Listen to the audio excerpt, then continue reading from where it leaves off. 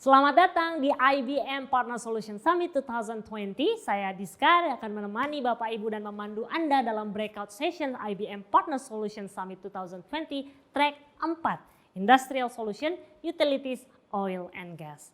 Untuk sesi yang pertama dalam track 4 kali ini akan ada pembahasan mengenai KISI or Mobile Warehouse Management Systems, dan sesi ini akan dijabarkan oleh PT Talian Info Dinamika.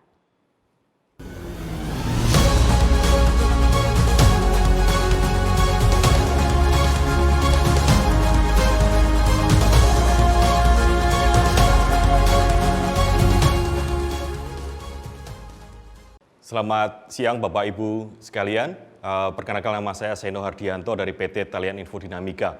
Siang ini kita akan berdiskusi tentang sebuah produk yang menjadi extension dari IBM Maximo, yaitu kita sebut dengan KISI. KISI ini adalah sebuah produk yang akan melengkapi dari inventory management dari Maximo, yaitu tepatnya akan menjadi bantuan dalam melakukan manajemen warehouse yang Bapak kelola.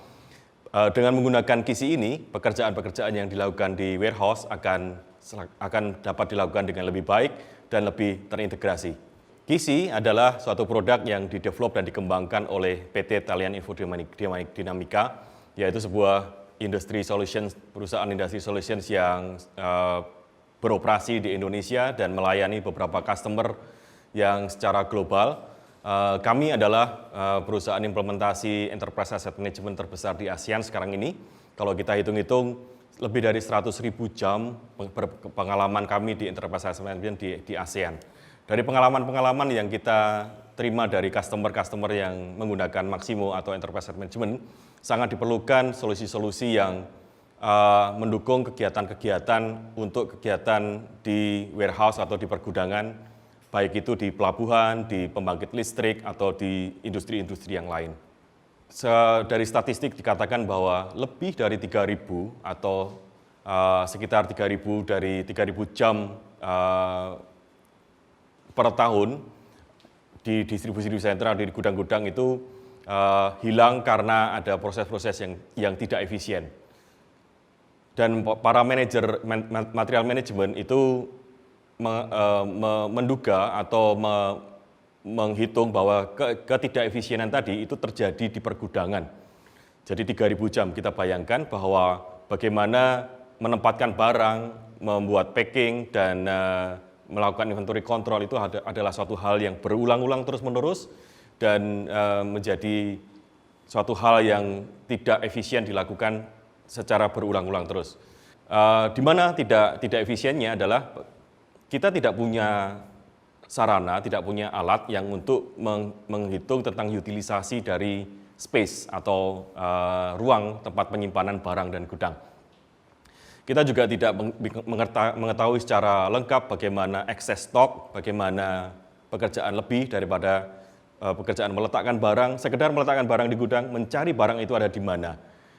Terlalu banyak proses manual sehingga dokumentasi tidak bisa dilakukan. Jadi tergantung dengan masing-masing orang. Traceability-nya sangat rendah, jadi kita tidak tahu barang itu ada di tempat itu, di rak yang di sebelah mana, di posisi rak nomor 3 dan sebagainya, tetapi kenapa ada di situ tidak ada catatannya, tidak ada catatan di sistem, mengapa, perintahnya oleh siapa, kapan dilakukan, dan itu semua kita tidak bisa ditemukan di sistem. Semua tergantung dengan orang. Bayangkan kalau kita mengelola sebuah perusahaan yang aset intensif, pembangkit listrik, pelabuhan, tapi kita tidak tahu spare part itu ada di mana. Sehingga pada saat diperlukan, kita akan kesulitan dan harus mencari orang yang mengerti spare part tadi terakhir terletak di mana. Kalau kita lihat main proses yang ada di pergudangan atau di warehouse management system, yang pertama adalah order dari user. Jadi ada material receipt, ada kebutuhan material dari gudang, itu membutuhkan banyak sekali langkah-langkah manual kalau itu dilakukan secara manual. Nah, kalau kita mengelola sebuah aset manajemen atau sebuah perusahaan yang intensif menggunakan aset, jumlah spare part-nya itu puluhan ribu ya, ribuan banyak. Jadi kalau kita punya 1.000 saja, bagaimana data tadi dikelola akan sangat merepotkan kalau dilakukan secara manual.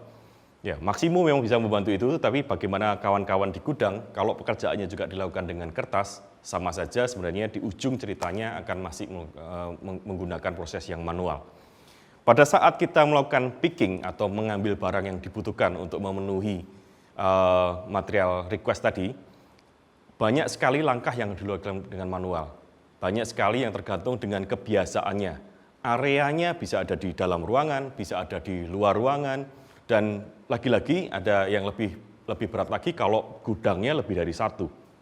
Di satu kawasan industri bisa jadi gudang ada lebih dari satu. Gudang utama, gudang ada yang di bagian yang lain, ada yang ngurusi bagian lubrikan dan sebagainya. Nah, ini yang menjadi masalah di main proses dan challenge-nya untuk proses di warehouse management system. Kita perlu sebuah sistem yang membantu, lagi-lagi kita bisa menggunakan fungsi digital proses yang ada. Kita perlu suatu sistem yang integrasi dengan ERP, dalam hal ini bisa integrasi dengan ERP yang kita punyai, atau kalau kita menggunakan Maximo, sistem kita ini akan integrasi dengan Maximo. Kita perlu sebuah alat yang kita membantu kita untuk melakukan scan dan atau update. Kalau kita sudah biasa menjumpai barcode dan RFID di toko-toko baju, mengapa di industri-industri kita tidak menggunakan itu? Nah, identifikasi yang unik juga kita bisa lakukan secara otomatis. Yang berikutnya adalah kita dibantu oleh sistem untuk mengambil, dikasih tahu, diberitahu tempatnya ada di mana, tidak hanya diberitahu tempatnya di mana, untuk mencapai ke tempat itu, routingnya seperti apa. Ya, suggestion atau saran yang diberikan oleh sistem untuk rute menuju ke rak yang mana, itu akan diberikan sistem. Selain itu, kita juga akan mendapat bantuan dari sistem berupa peta atau layout dari gudang tadi. Kita sehingga bisa melihat visibility, ya. Jadi kita bisa melihat ketersediaan alat tidak hanya sebagai data yang sifatnya adalah tabular, tetapi dalam bentuk map. Sehingga kita bisa membantu manajemen dalam memberitahu ketersediaan spare part ada di mana dan sebagainya. Nah, ini tentu saja bisa membantu, bisa menjawab challenge-challenge yang ada di pelaksanaan enterprise asset management tadi itu. Dari situ, dari solusi yang kita lihat, akan ada banyak sekali benefit yang bisa dicapai menggunakan WMS ini, menggunakan KISI WMS ini. Yang pertama, tentu saja, di sisi warehouse management, kita akan mempunyai improvement terhadap productivity. Lagi-lagi kalau kita bicara tentang warehouse management, kita akan melihat adanya planning, ya, karena kalau kata-kata manajemen selalu ada planning, ada doing, ada executions, ada evaluation, ya, PDCA, planning, doing, checking, actions. Maka kita bisa melihat akan adanya peningkatan productivities dari semua ini tadi, empat pilar manajemen tadi. Yang kedua, seperti yang saya beritahukan sebelumnya, bahwa traceability akan improve. Kalau kita sehari-hari bekerja di spare part dan gudang, kebutuhan untuk melakukan tracing, kebutuhan untuk mencari, itu menjadi sangat penting dan menghabiskan waktu. Kalau kita bisa mengimprove traceability kita ini, maka salah satu KPI dari warehouse management system akan tercapai. Berikutnya adalah kita dibantu untuk melakukan stock counting. Apa itu stock counting? Ya, stock opnam, ya. Kadang-kadang kita di Indonesia menyebutkan itu sebagai stock opnam. Kalau kita punya barang cuma 10 macam, 20 macam, gampang sekali, sederhana sekali.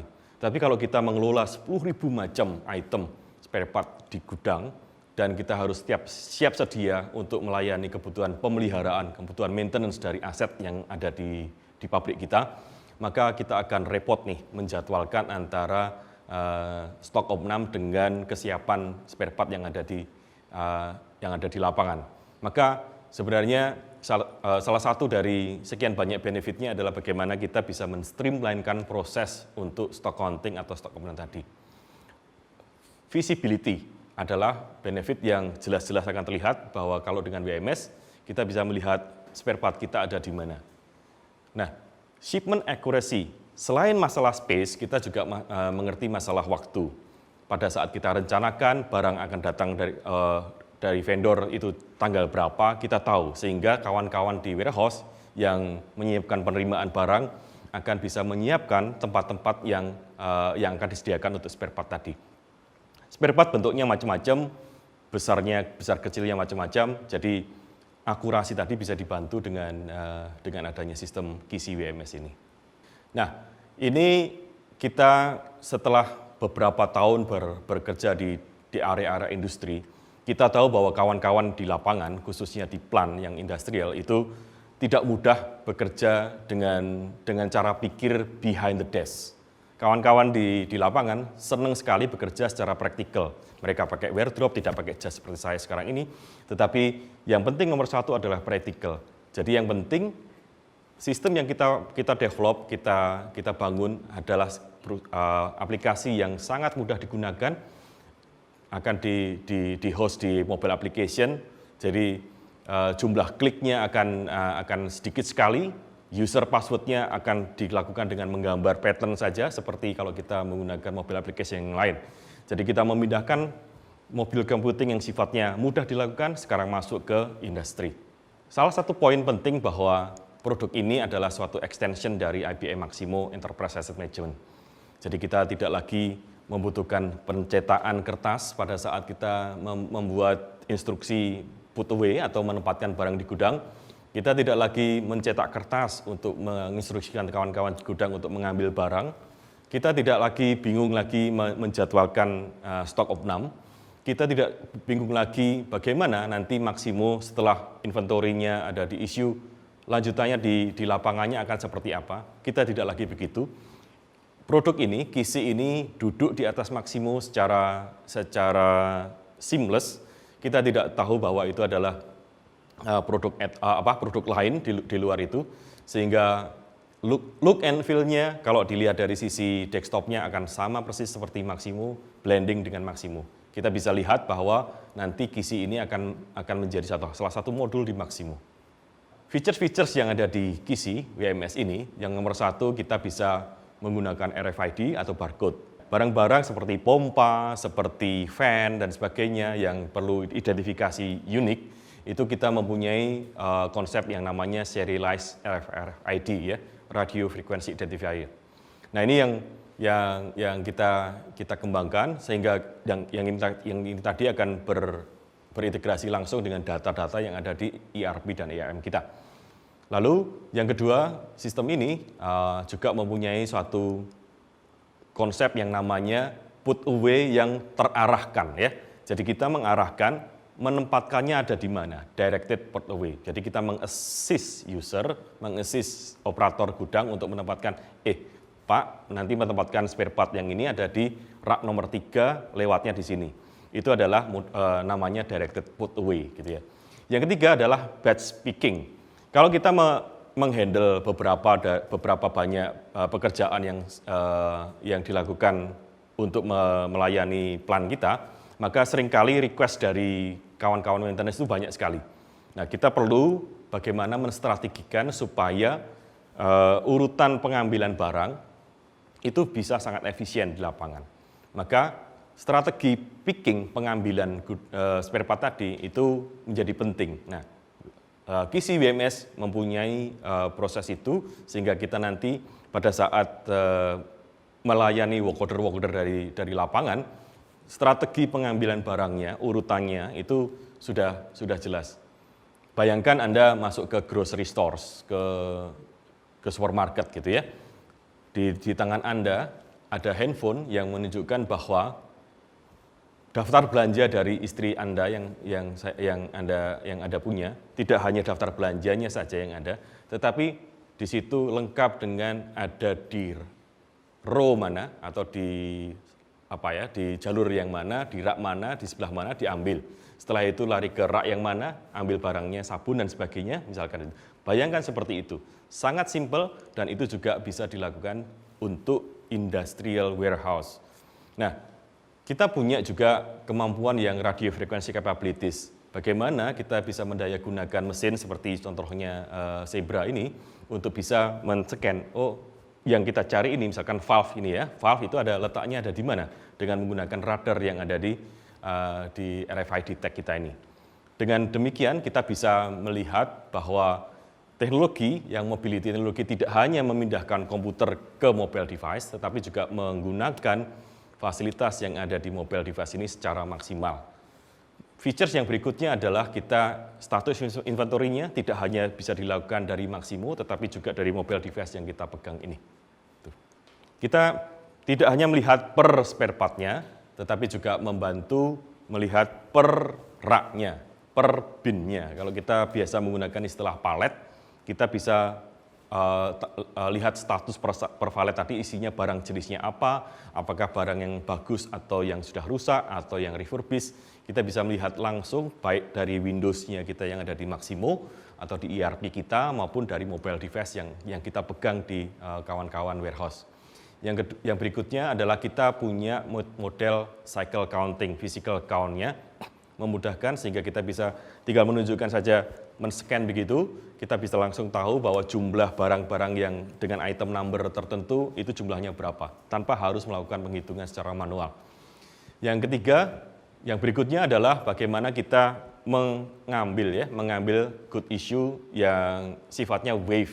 Jadi konsolidasi, multiple picking itu bisa menjadi satu. Ya. Kita di WMS ini akan dimanjakan dengan grafik, dengan warehouse layout, sehingga tidak hanya melihat status-statusnya dalam bentuk tabel, tetapi dalam bentuk diagram, dalam bentuk peta, sehingga kita bisa melihat seperti apa yang kita alami di dalam warehouse itu sendiri.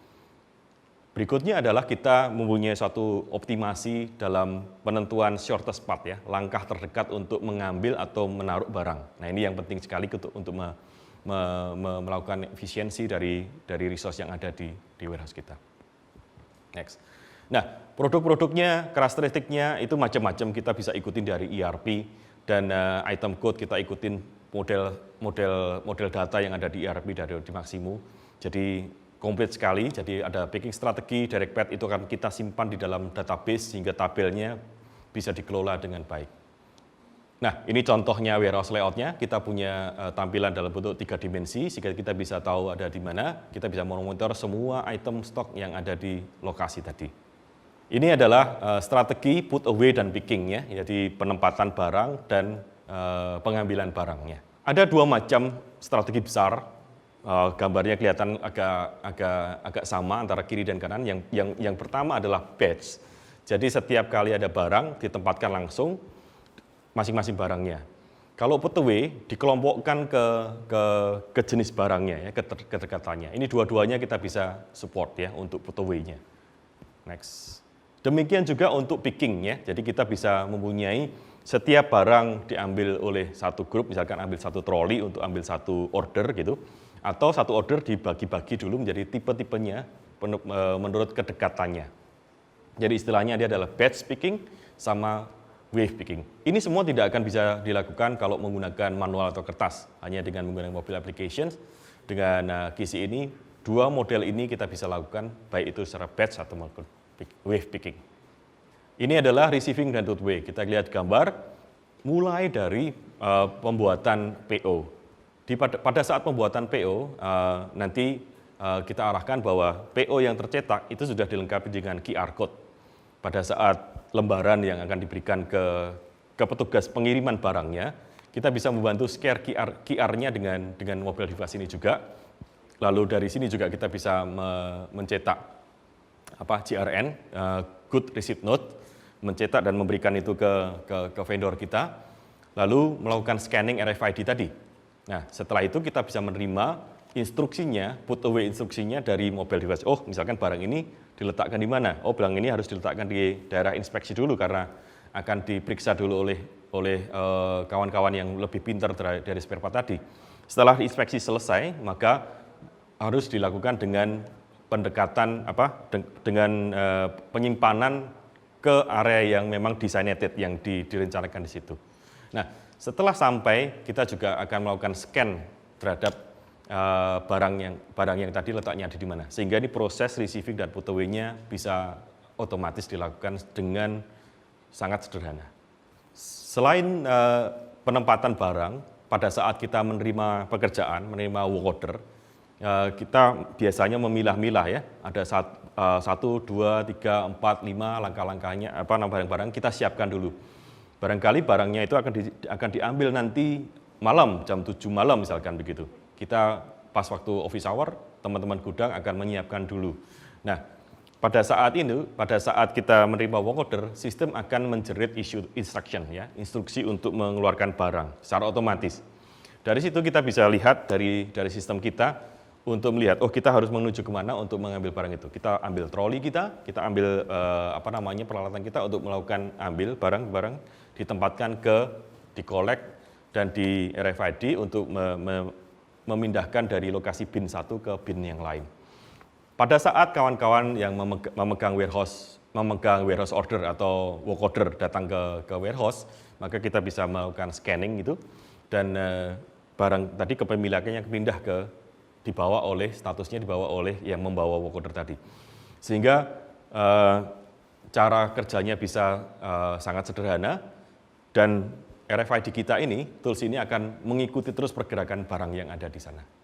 Demikian juga pada saat kita mendapatkan pengembalian barang dari pabrik, ya, dari plant.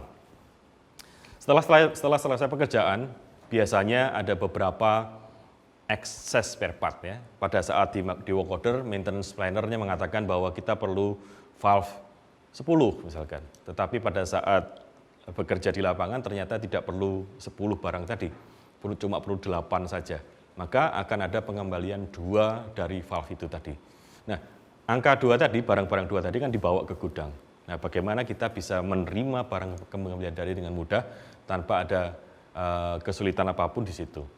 Dari situ kita akan ada receiving slip, akan muncul di warehouse management system kita ini. Kita bisa klik di situ, kita bisa menerima, oh ya 2 ini kita kembalikan ke gudang. Dari situ nanti kita masukkan ke staging area dahulu. Dari staging area baru nanti ada instruksi put away instruction, jadi ada langkah-langkah untuk melakukan, oh barang yang ini ditempatkan lagi ke sana dan sebagainya. Di situ juga ada kemungkinan bahwa barang yang dikembalikan tadi itu damage atau rusak, ya.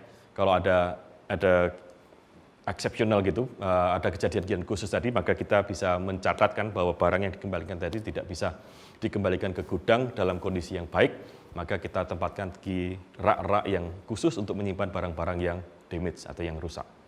Nah, setelah kita tempatkan di sana, maka otomatis stok yang ada di Maximo atau di ERP kita akan meningkat lagi, sehingga kawan-kawan yang bekerja di kantor pun akan bisa memantau atau memonitor inventory manajemennya gitu, ya. Jadi pada saat work order tadi sudah selesai dikembalikan, maka barangnya sudah hadir dan proses-proses berikutnya akan bisa dilakukan secara otomatis, work ordernya di close, pekerjaan bisa dianggap selesai.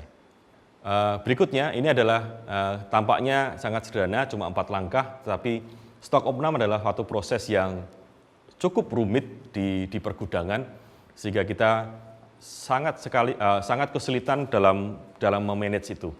Seringkali kita melihat bahwa stock opnam itu sama dengan menutup gudang, ya. Kita harus 1 tahun sekali harus menutup gudang, melakukan stock opnam, tidak boleh ada orang masuk di sana, hanya petugas gudang dan petugas accounting yang melakukan stock opnam penghitungan. Penghitungan stock opnam tadi dilakukan berkali-kali karena catatan dalam bentuk kertas, tidak